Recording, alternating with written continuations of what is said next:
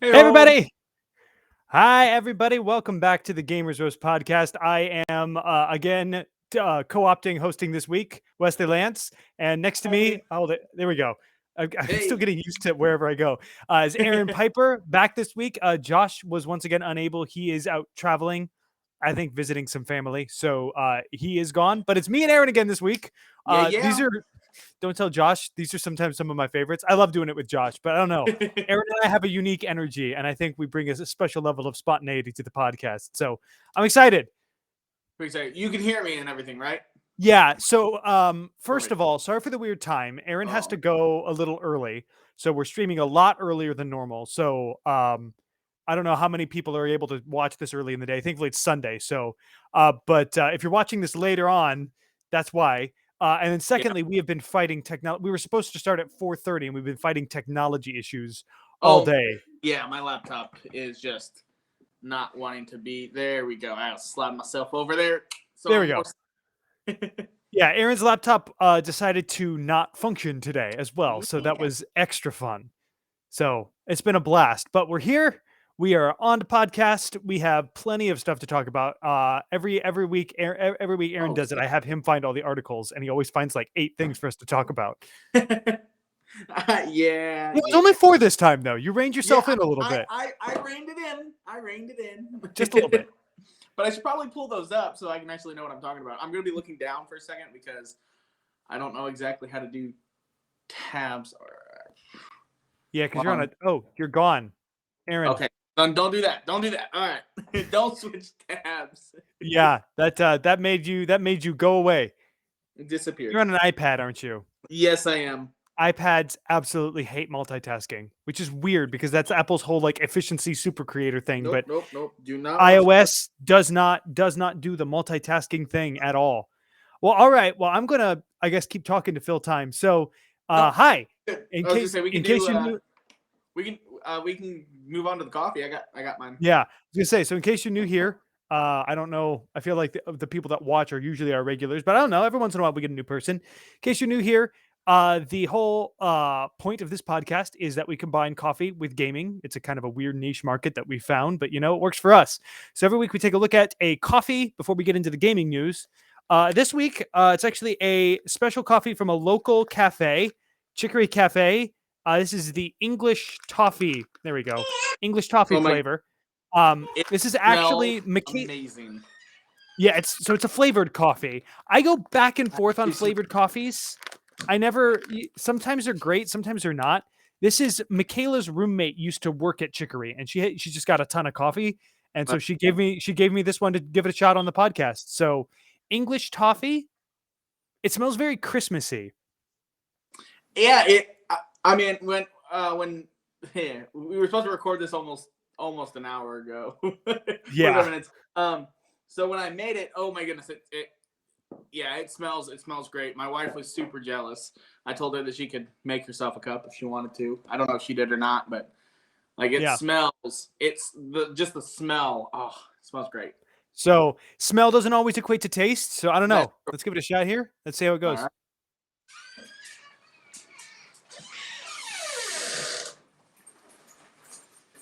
Okay. Mine's room temperature, so I have to. Oh, It's my not dude. hot. What's up, Dominic? Hey, Dom. Ooh, okay. Actually, I really like this. Mm-hmm. Um, It's good. so it's got most of the time with flavored coffee, I feel like you can't actually taste the flavor. Yeah. This actually has you can it's the flavor is really strong. Full disclosure, this is old coffee. Um, Really? she got it like 6 months ago. So it's Oh my like goodness. probably now it was still sealed, so it hasn't been like sitting unsealed for 6 months, but like it's probably not the freshest by any roasting standard, but it's still pretty good. I would be interested in trying it when it's like Yeah. fresh. Um Love you. I was I was going to say that also if it was really bad, I was going to say it's probably not its fault, but I like this. Now, I do too. again, it is a flavored coffee. I'm not a huge fan of flavored coffees. So, Okay. See, I like flavored coffees because then when you add, because I usually I didn't today. I made you proud, Josh. I drank a black. I usually add the milk and just a little bit of sugar, and the flavored coffees. It kind of brings out. I think it brings out the flavor a little bit. Right. So.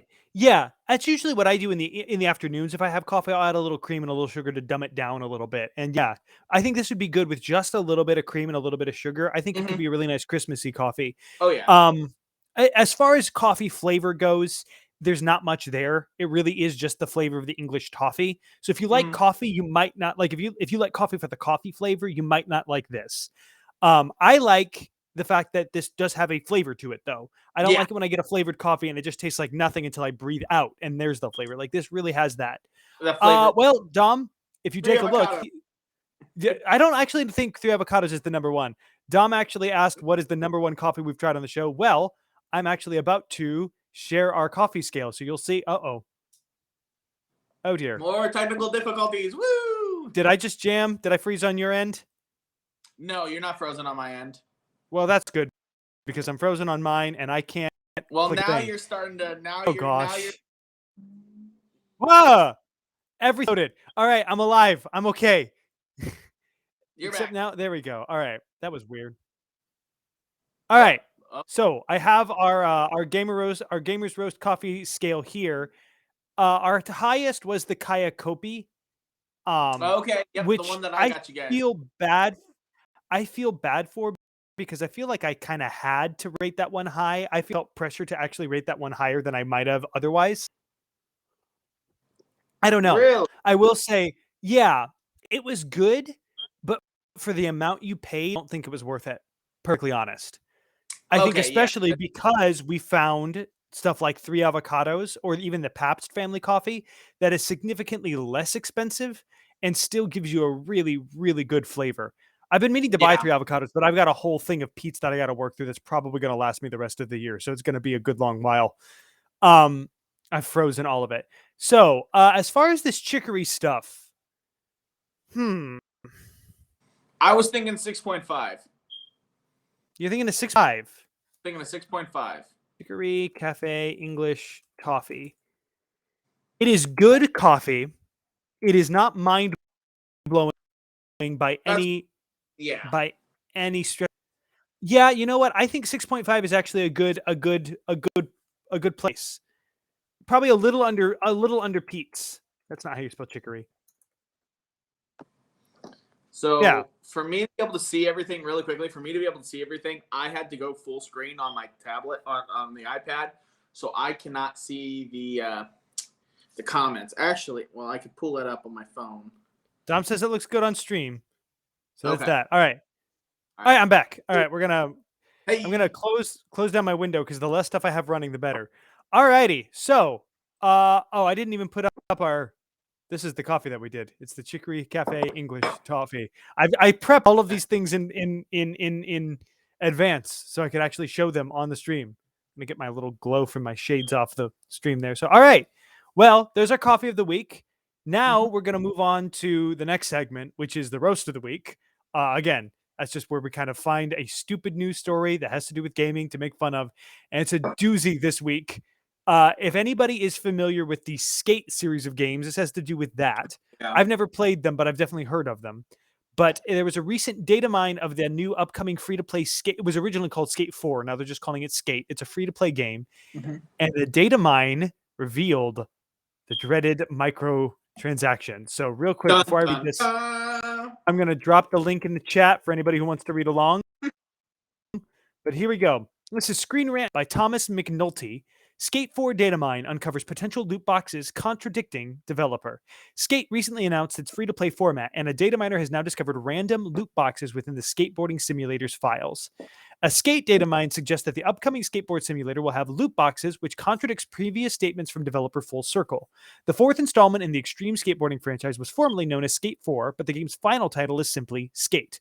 The new title for Skate 4 was recently revealed, alongside the title's planned free-to-play model and a supposed lack of loot boxes, but this claim may actually be untrue. The upcoming Skate was first announced back in October 2020, a decade after the 2010 release of Skate 3. Supposedly set in a fictional California-inspired city called San Amsterdam, or Fun City, the skateboarding title is expected to carry on the franchise's legacy of unique controls and open-world exploration. Skate is also rumored to be a massively multiplayer title, with hordes of gamers shredding and spinning their way across a digital metropolis together. The series' fourth entry is believed to bring back the iconic flick-it controls of its predecessors, which let players pull off tricks using fast analog stick movements. Early gameplay footage of Skate seems to support these leaks by showing multiple skaters traversing a large urban environment together.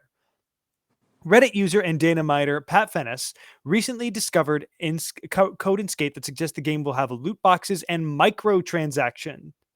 The game's files mention a currency called taps, which are apparently used to purchase swag bags that contain a random, unlockable item. Industry insider Tom Henderson via Twitter has commented on this discovery by accusing developer Full Circle of specifically targeting kids with Skate's microtransaction. The discovery of taps and swag bags comes only days after the developer stated that Skate would be devoid of loot boxes or any microtransactions that directly affect gameplay. So... While little gameplay has been officially revealed, leaked multiplayer gameplay footage of Skate seems to reveal a truly robust and tricky skateboarding simulator. The title's animations and ragdoll physics are said to be top-notch, making the game fun whether players are pulling off impressive stunts or repeatedly wiping out. On-foot gameplay, which was heavily criticized in the classic Skate trilogy, has apparently received improvements too. While Full Circle has possibly managed to capture the magic of classic skateboarding games, loot boxes threaten to ruin the experience for many. As a free-to-play title, Skate must use some form of microtransactions to fund further support from Full Circle. However, loot boxes are a highly frowned-upon version of in-game purchases due to their random nature and similarity to gambling. Even if the contents of the game's loot boxes are entirely cosmetic, the use of this randomized microtransaction system in Skate is a red flag for many gamers. Yup. So, okay. This is what it reminds me of CSGO. So yeah. I had a friend. I've said this story a couple times. I had a friend that played CSGO, and he was telling me that he got this loot box. He paid $50 for this loot box, but I had a chance to get him a skin for his karambit knife that could potentially get him $500. Like real dollars. Real dollars, because you would buy and sell them on Steam, which I don't know exactly, or the CSGO website. I don't know exactly how it worked, but it was, they would get the loot boxes. It would just be skins, but there was one, I watched a streamer, Tom Syndicate, the Syndicate Project. I don't really know what you're talking about, but. Okay, well, he's a big Call of Duty streamer. He played CSGO. I kid you not. At one point in time, he unboxed the most expensive box that they had. It was like $250 for a loot box, right? That gives you skins. Yeah. He unboxed $10,000 worth of these loot boxes, and everybody thought he was crazy. Like, I mean, why? And going back, he got so many of the same skins that he's like, I'm gonna. If he sold everything to recoup his money, he probably only got back about $600. Man, oh man. And $10,000 to $600, and then now I'm seeing this, and I'm just like, oh man. So, hot take here. I actually don't mind microtransactions in free-to-play games. Okay. There has to be a way for a free-to-play game to make money back. Yeah. When they're in a game that you pay for, I don't have a problem with microtransaction in paid-for games if it's like cosmetic stuff that doesn't really affect gameplay. Yeah. If I pay for a game, I want the full game. I don't want to have to pay unless it's DLC on top of it. Like, that's different. DLC is different. Yeah. I go back and forth on loot boxes. Go ahead. Oh, I was gonna say, so your thing's more like, you're okay with like the Call of Duty style pay for cosmetics and stuff. It doesn't really affect the gameplay. Yeah. But you're not okay with the EA Battlefront, 2. You pay $50. Pay us $50 to play a Darth Vader. Wreck everybody. Yeah, that's a little different. Yeah. Okay. So I don't have a problem with Skate adding microtransactions. No, I have a problem with them saying that there's not going to be microtransactions. Like lying if about you're it. Yep. yeah, I mean, if you're not gonna add it, or if you're gonna add it, that's fine. Just tell people. Yeah. Microtransaction. Okay. All right. Yeah, so I think Cody kind of summed up my thoughts. Microtransactions are so scummy overall. However, when done right, I don't mind overall, but so many games do it so poorly. That's true. Right. They are rarely done well. Um, I don't ever buy extra stuff. The only DLC I have ever bought is for Spider-Man PS4 because I wanted more of the game and it added like I think 3 new campaigns. That to me was worth it because I wanted more of the game. I've never bought cosmetic stuff. That just feels so dumb to me. I will always work to. So one of the things, the only season pass I've ever bought was for Knockout City, and it was Mhm. because I saved up enough money to get the season pass with like whatever the in-game currency is in Knockout City, Yeah. and that was worth it to me because then I unlocked a ton of stuff with the season pass, and it's cool. Cosmetics is just never worth the money for me. Um, I but got again, oh, go ahead. like Dead by Daylight. I did a cosmetic. I got I talked about last week the Oni Oni. the Oni. I got him as the Minotaur instead, Yeah. and I mean it was like $3 I think, but I And also that's did yeah.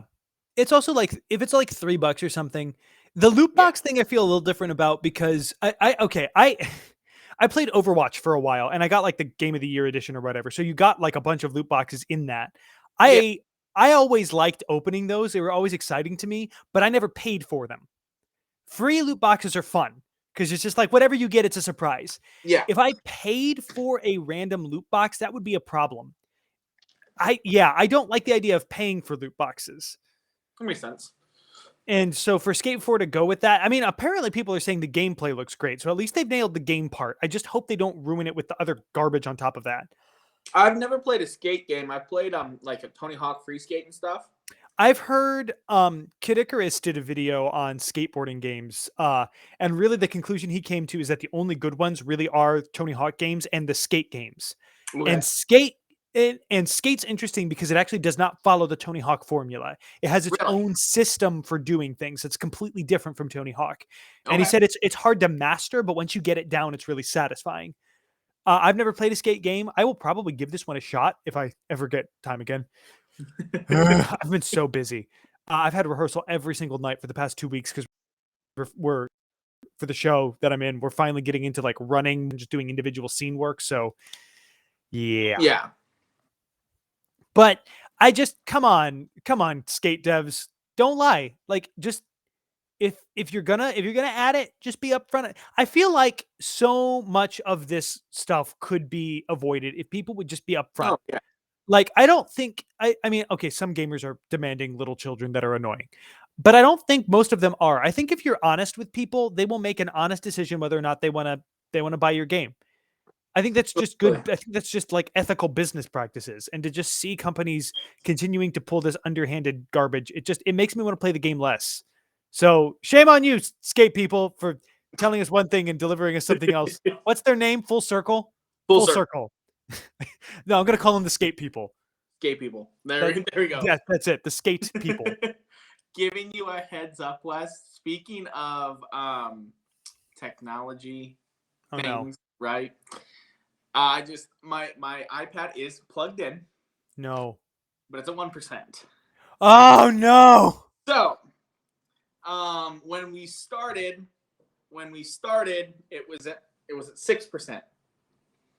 So, You didn't think to plug it in then when it was at 6%? oh no, it's been plugged in the entire time. It has been plugged in the entire time. I don't have an Apple certified cord that reaches this far. So I have a cord. So it's plugged in. All right, so we gotta move on, is what you're saying. Boogie. Yep. If All I right. randomly cut out, then I will jump in somehow or another. All right, well then I guess I'll just keep talking. Oh, that's gonna be fun. All right. You got Well, the articles. yeah, I do. So do you want to read this next one or do you want me to read it? Yeah, The Tesla one. the Tesla one? Yeah. Yeah. Okay, so Josh, I'm surprised Josh hasn't said anything about this one. He does really like Elon Musk. Yeah. He does, and he really wants a Tesla. Like, he really wants a Tesla. Well, apparently, Tesla is getting super close to integrating Steam to their cars, where you can. That's a great idea. Yeah, so you can like pull up Steam and start playing games in your Tesla while it's driving itself down the road. It's gonna be taking it to a whole new level. So. This is an article on what is it? Electric. Yeah, electric. Electric.co. I'll drop the link in the chat once again. Okay, by Fred Lambert. It says, we know that Tesla has been investing heavily into integrating video games into its in-car entertainment system, but it is still a surprise. Wow, I can read. I promise I can. Okay, but it still surprised many when Tesla said earlier this year that it planned to go as far as integrating Steam, an online video game store and distribution platform, into its vehicles. It would result in massive increase in games playable inside the Tesla vehicle. This week, CEO Elon Musk said that Tesla is going to be closer to achieving Steam integration, and that the automaker is aiming to demonstrate next month. So they're so close. They're going to demonstrate next month. So August, they're going to be showing that Steam can play on a Tesla screen. That feels so weird. Tesla is going. So this. You want to keep reading, or you want to just start talking? Let's just start talking, because it's literally all it's going about is, like what they've done before. What they've done, engineering, software, working. Okay, I will say one part of this article that makes me laugh is the fact that the new Tesla models are the Model S and the Model X. That they're announcing a new gaming computer inside the vehicle. Yeah, like I guess they just stole that from Microsoft. Yeah. Series X and Series S. Yeah. No, it's the Series S and the Series X. Well, yeah, you know, so they S actually model and their X model. I mean, those have been around, but I also like how they've got a chart down at the bottom that compares all the current gen consoles with the Tesla, and they included the KF console, you know, the gaming PC from KFC. Do you guys remember that? What? Do you not, Aaron? Do you not remember this? No, I don't. KFC it was like 2 years ago. They introduced a gaming console that comes with a chicken chamber that you can put your bucket of fried chicken in it to keep it warm while you're gaming. What? Yeah, no, it's called the KF console, and they're like comparing that to the new Tesla an April thing. Fool's joke? I think it was. Hold it.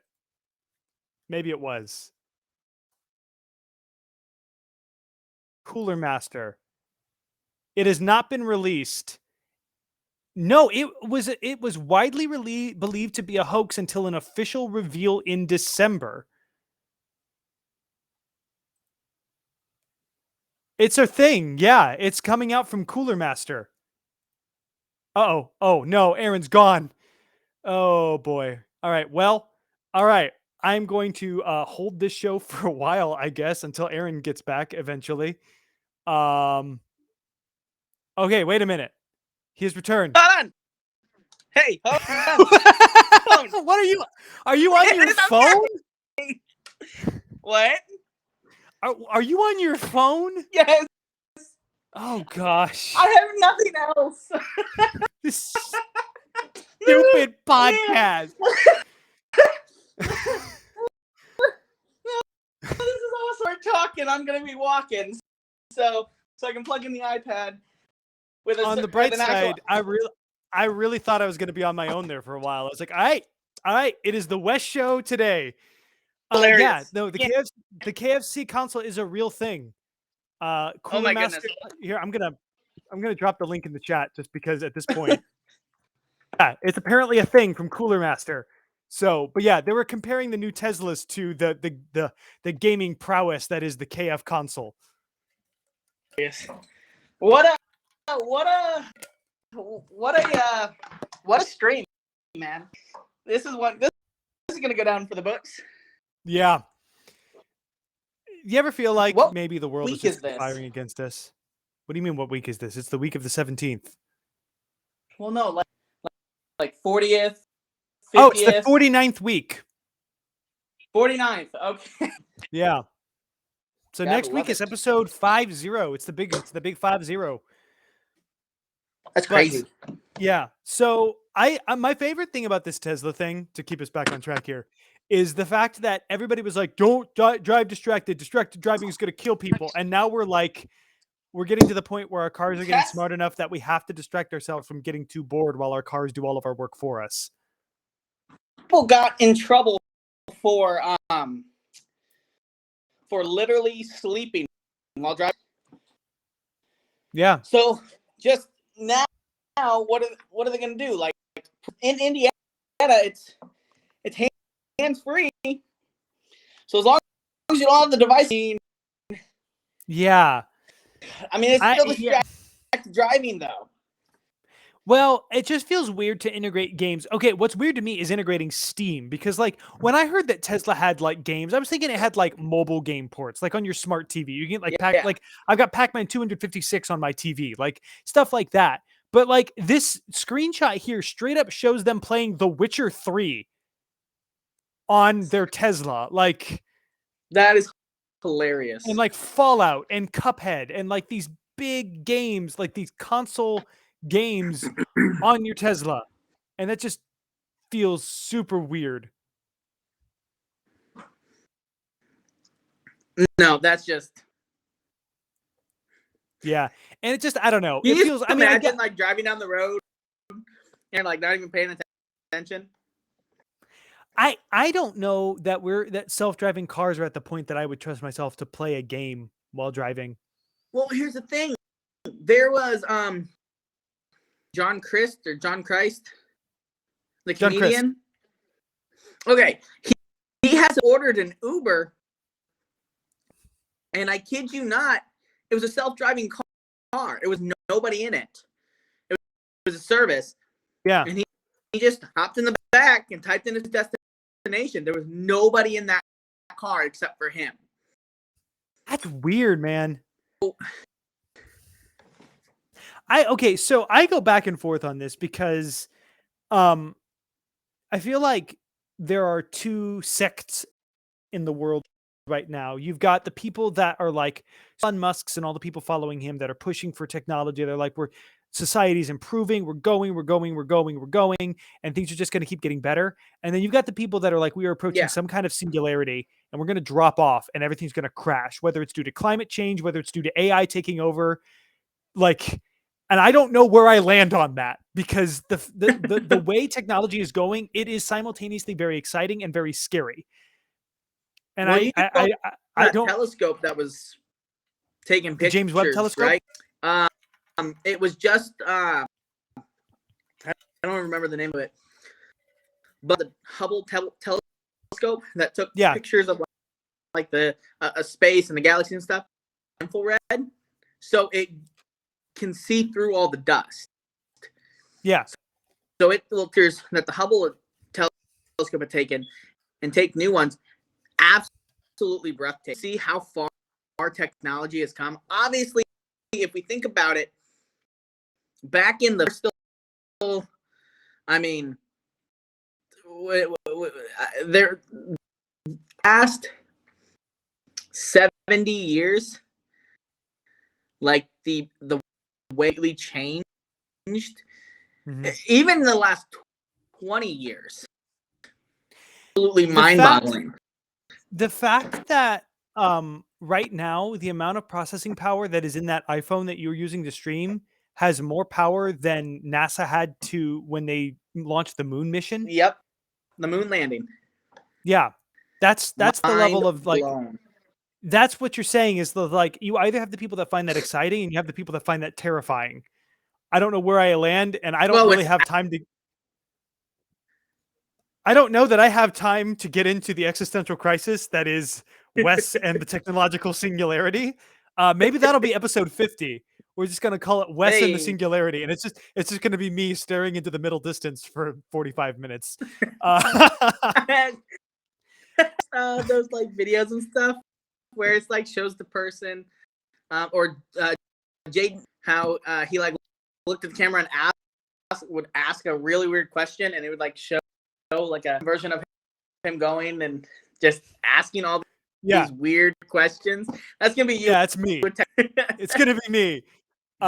Yeah. Cody pointed out, he says it's gonna be interesting how road rules will be developed once the self-driving cars become a thing. Like society adapting to that monstrosity.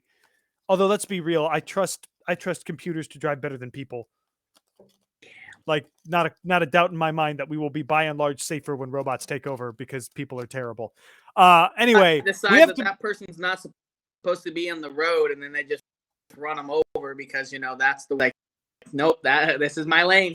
He's not supposed to be there. Well, this is why there's an XKCD comic as to why Isaac Asimov put the rules of robotics in the order he did, and why number 1 is don't harm humans. It's a very amusing comic. I'm gonna see if I can find it. I feel like Josh doesn't share any links, and I'm just like, oh, this is a thing that randomly crossed my mind. I'm gonna share it. So maybe I overshare, but here it is. I might. This is the comic, and I think it's very funny. Anyway, we got to move on before we get too off track. Yeah. Hold on. Let me. Is there 2 of me? There's 2 of Aaron. Wait. Which one should I put up, Aaron? Take the phone one off. Okay. Aaron is back on his tablet now. Yes. I'm gonna. Bloop. Okay. Is it actually charging? Yeah, I'm at 3%. You better not die. One now. So okay, you better not die on me again. All right. I will try not to. All right. So our next topic here is once again Elden Ring. This is still insane to me. I never realized how big Elden Ring was, because I never got into the hype. Now I kind of want to, but I really don't have the time for it. It's a massive game. Let me put it this way. It's taken me over a year to beat Skyward Sword HD. Just putting that out there. If I bought Elden Ring, I would never finish it. And it would be a perpetual stain on my conscience. So I don't want it. Here's the crazy thing. The first I went through Elden Ring, and then I went through New Game Plus, and it took me to beat Elden Ring, I played 132 hours, I think, in game to beat it. And then it took me just over 6 hours to beat it in New Game Plus. Why? Because you're super OP and everybody dies crazy fast. I went through and I made it all the way almost to Giants in my first sit down playing. It took me 3 hours. So wow. Yeah. All right. We're only on topic 2, and we've already been going for almost an hour. Yep. So I'm gonna real quick read through this. Elden Ring. Good. This is enemy.com. Jack Coleman. Elden Ring remains the best-selling game of 2022. According to market research firm NDP Group, Elden Ring is quote the best-selling game of the month, and it remains the best-selling game of 2022, unquote. The thread continued by saying, quote, Elden Ring has placed first sales in 4 of its first 5 months in market, unquote. Originally released on February 25th, Elden Ring is still the best-selling game 5 months after its release. Bandai Namco announced in May that Elden Ring had sold 13.4 million units during the game's first month on sale. According to SteamDB, Elden Ring still has approximately 40,000 people playing concurrently throughout the day. When games are ranked by their 24-hour peak concurrent players, Elden Ring places in the top 25. It is one of the only single-player games this high up in the list, with the other being Football Manager 2022, which, while having multiplayer modes, is generally played single-player. Elden Ring publisher Bandai Namco was recently hit with a ransomware attack. The publisher announced there is a chance that some consumer information was stolen and that the company will be strengthening security measures in the wake of the attack. While Bandai Namco did not identify the attackers, the ransomware group Black Cat has claimed responsibility. In more positive news, Bandai Namco has gifted popular community figure Klein Let Me Solower Tsobi with a care package featuring a real sword. Tsobuai, I have no idea how to pronounce that man's last name, became famous for assisting people to defeat the late game boss Millennia with just a pot on his head while dual wielding katanas. In other gaming news, this is okay. I don't like this article. It's not focused. Like, No. I didn't need to read any of that. It literally, the Nope. only thing that was important was the beginning, and then it just goes on to a bunch of other stuff. And then the last paragraph has nothing to do with Elden Ring. This is a bad article. Sorry. Anyway, I don't mean to criticize you, Jack, but you gotta stay focused, my man. So we're talking about the fact that Elden Ring is still apparently the best-selling game of the year. I guess there really hasn't been another top. It said it sold in the first month 13.1 million. I think it was like 13.4, something like that. Yeah, that's insane.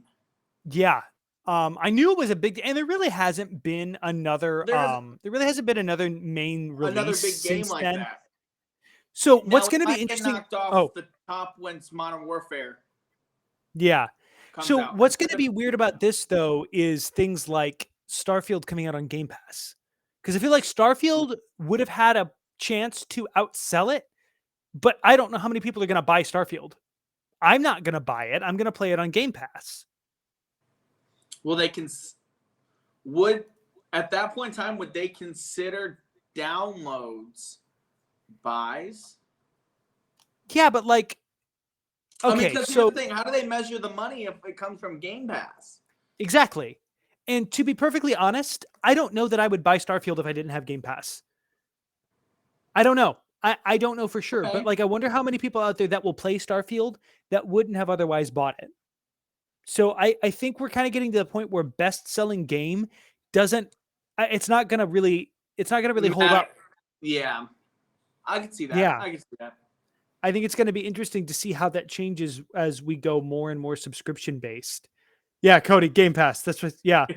But when a game doesn't release on Game Pass, then you can absolutely go by sales.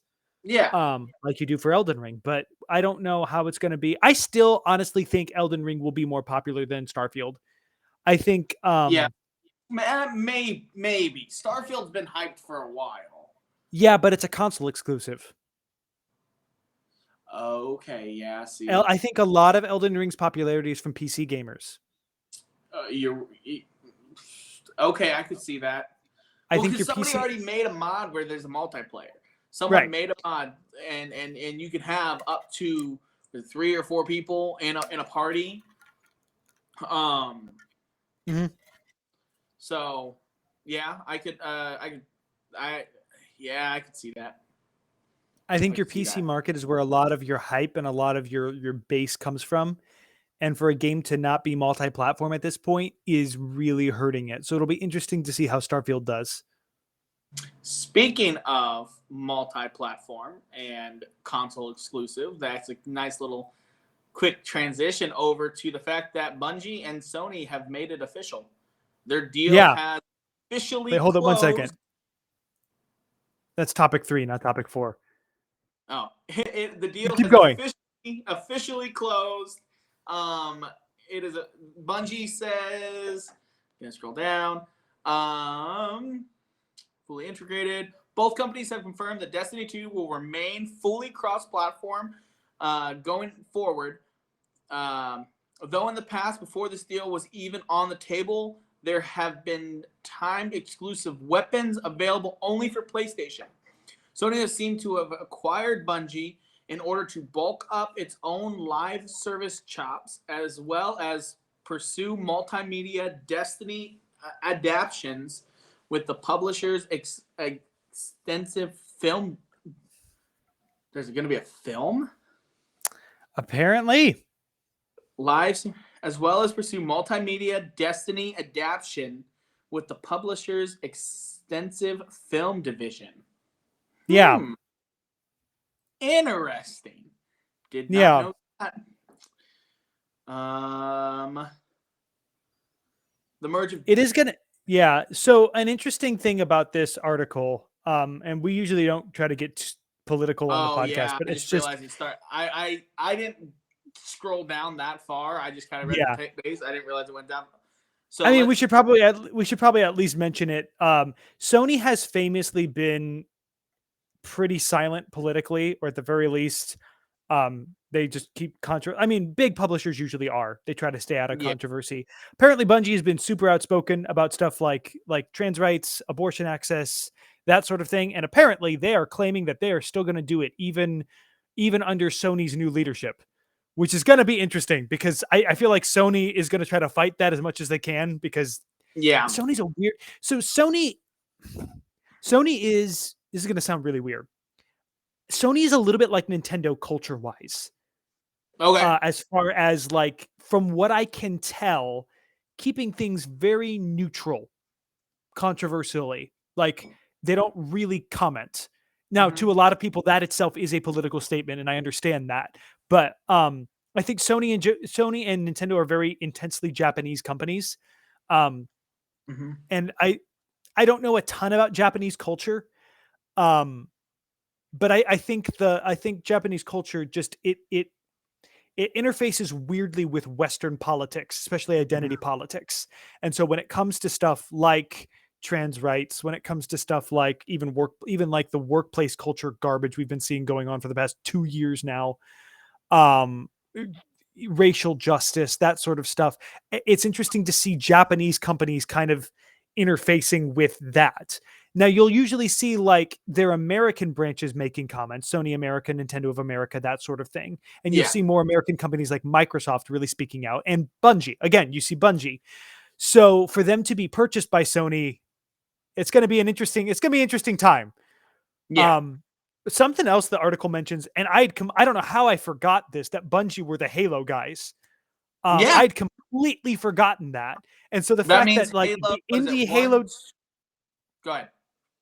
Oh, yeah, Halo 1, 2, and 3 and ODST and Reach were all Bungie. Because 343's just did 4 and 5. Yep. So apparently Bungie started out as indie, got bought by Microsoft to make Halo, then went back to indie and just got bought by Sony again. So they make a joke here that they're like, I'm waiting for them to go into 2029, go indie again, and then get bought by Nintendo. Mario in space. Yeah. I mean, have you seen the new Mario Rabbids Kingdom Battle? He's in space. Oh, no. And I mean, Mario Galaxy. So like Mario in space is not even a new thing. Mario my favorite thing being piggybacked by Master Chief. Like my favorite thing is picture the Luke Skywalker and Yoda, just Master Chief and Mario. Yeah. My favorite thing also is that there is there's a typo in this article, and it says Mr. Chief, which is just really funny to me. I don't know why. Mr. Chief. It sounds like it should be like a little Cockney street urchin in like Mario like, first person shooter. No. I do not want to see a Mario first person shooter. No, I just feel like you should be like, "Oh, I'm Mr. Chief." Like from like Christmas Carol, you're like a little Cockney orphan, like street urchin. "Oh, I'm Mr. Chief." Hey, Governor. Mr. Chief. Anyway, sorry. I feel like Mario FP. Oh, no. Mario does have a first person shooter. Y'all ever heard of Yoshi's Safari for the Super Nintendo? It used the little light gun thing. It is a first-person rail shooter where Mario rides on Yoshi and shoots Koopa Troopas in the face with the gun. America. except it's Japan. Well, yeah. Yoshi's Safari. I'm gonna drop some gameplay. I'm gonna drop some gameplay footage. I don't know who uploaded this, but they're gonna get some free views. Mario first-person shooter, right there. Anybody who wants to look at it. Oh, geez. All right. We are just about getting to an hour. We should probably get wrapping up here. Yeah. So thank you guys so much for watching. It has been an interesting time. Yeah. Delving into the middle distance a little bit. Also a lot of fun. But yeah, thankfully nothing super. We didn't get off in the weeds too bad this week. Sometimes. Well, I mean, let's okay. technical difficulties. I switched to my phone. Well, there was that. Then I switched back to the iPad, and now my iPad's at 1% again. So I don't know if I'm gonna. All right, so we probably should wrap it up here. Yes. Yeah. Thank you guys so much for joining us. Seriously, it's a blast doing this every week. It's just fun to have a group of people to hang out with. Yeah, we really appreciate you guys tuning in, checking out what we got to say every week. It's a lot of fun. So stay safe. Stay salty. I guess. Sorry. Stay salty. Stay salty. Drink lots of coffee. Play lots of games. We will talk to you next week for episode 50. I don't know if we're planning on doing something big or not.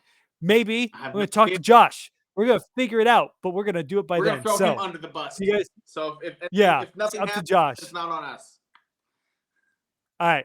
We'll talk to you later, guys. Have a great week. Bye.